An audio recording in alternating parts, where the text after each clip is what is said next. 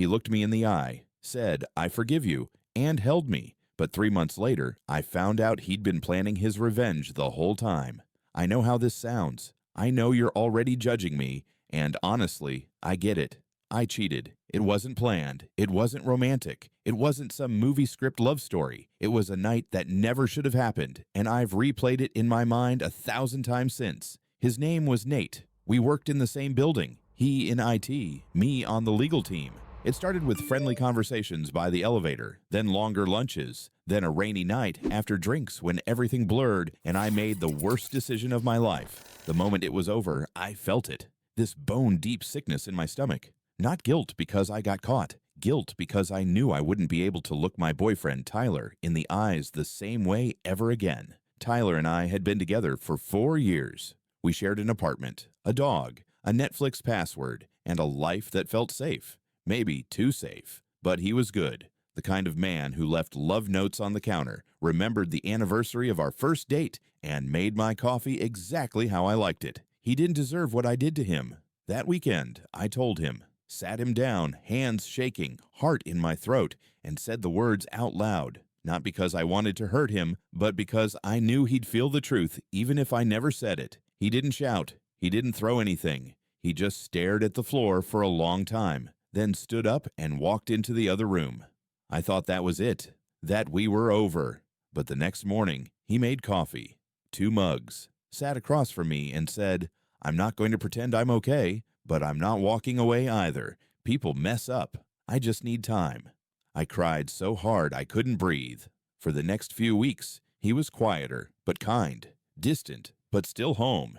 He didn't bring it up unless I did. He never weaponized it, never threw it in my face. I thought we were healing. I thought somehow we might come out stronger. I didn't realize that behind the silence, behind the gentle smiles and the late-night cuddles, something else was quietly growing.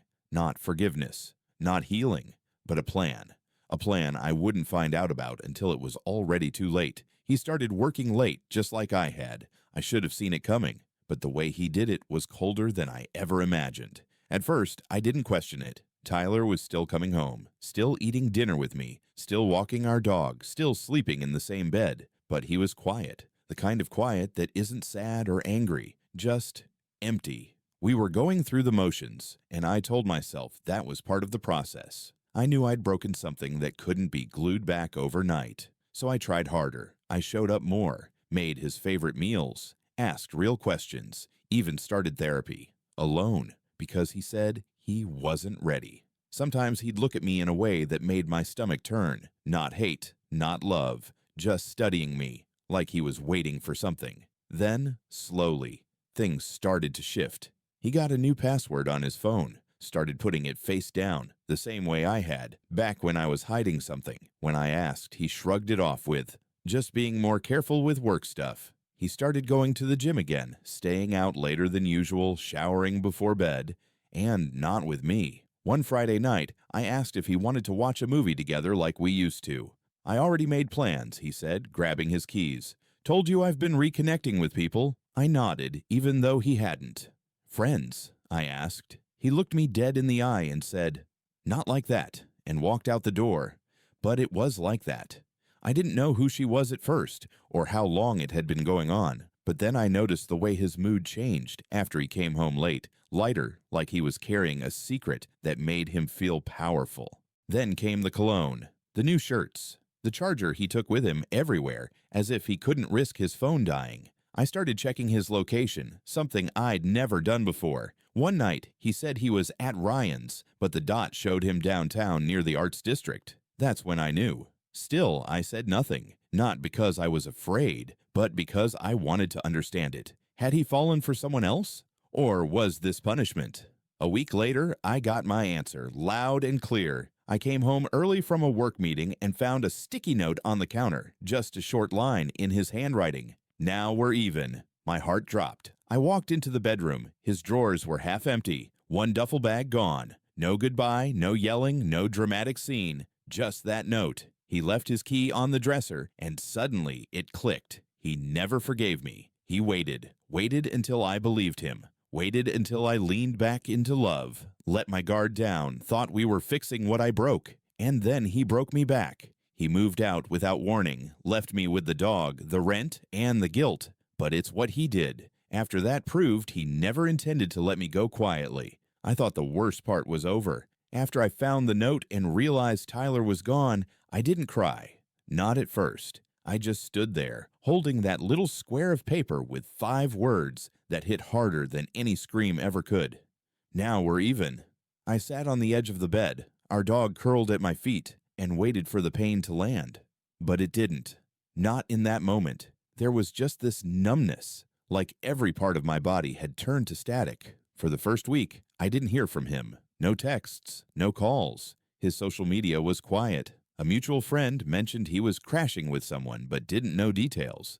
I didn't press. I was still trying to process what had just happened. He had played the long game. He had worn a mask of forgiveness while planning the perfect exit. And I couldn't even say I didn't deserve some of it. I had betrayed him. I had shattered the trust. But still, something about the precision of it all felt cruel. And then the messages started. Not from him, but from people we knew. Friends, coworkers, even his sister. Little things at first. Hey, I heard about what happened. Rough. You cheated and he stayed? Wow.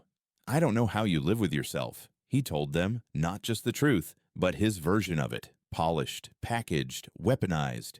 In his version, I was a serial cheater. In his version, he tried for months to forgive me, but I was cold, distant, and refused to take responsibility.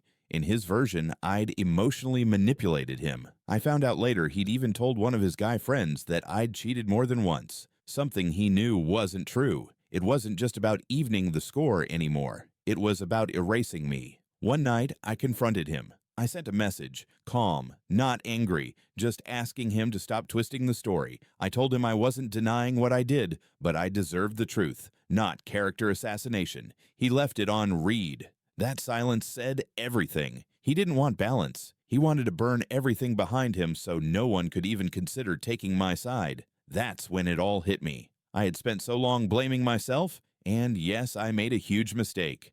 But Tyler wasn't some wounded hero. He was hurt, yes, but he chose revenge over healing. And not just revenge on me, but on my life, my name, my reputation. He didn't just want to walk away. He wanted to make sure no one else would want to stay. He tried to ruin me after forgiving me, but what he didn't expect was that I'd own the truth before he could twist it. After the wave of whispers, cold shoulders, and passive-aggressive group chats, I realized something. I had 2 choices. I could hide, let the shame bury me, and let his version of the story define me, or I could face it. So I started telling the truth, the real truth, not the filtered, polished, self-pity version, the ugly one. Yes, I cheated. Yes, I broke his trust. Yes, I told him. And yes, he said he forgave me.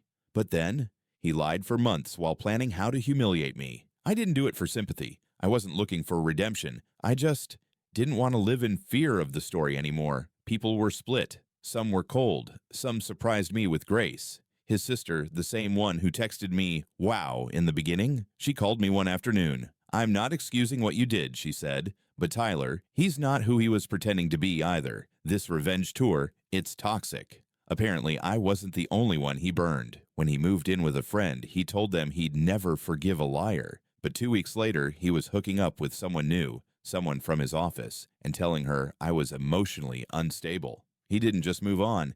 He made me a cautionary tale. But here's the twist he didn't see coming. I grew. I started therapy. Real, hard, vulnerable therapy.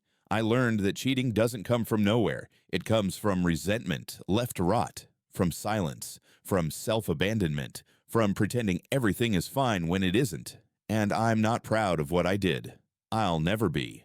But I won't hate myself for the rest of my life because of one chapter, especially when the next ones are mine to write. Tyler's version of revenge was destruction. Mine was reconstruction. I moved out of our apartment a month later, got a place of my own, focused on work, on real friends, on honesty, even when it's hard. One night, I ran into him, at a bar, of all places.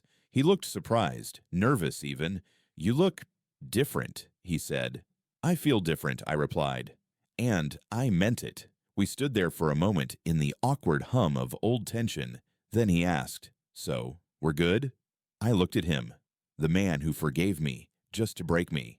The man I once thought I might marry. And I said, "We're done. That's not the same thing." I left before he could respond. That was the last time I saw him.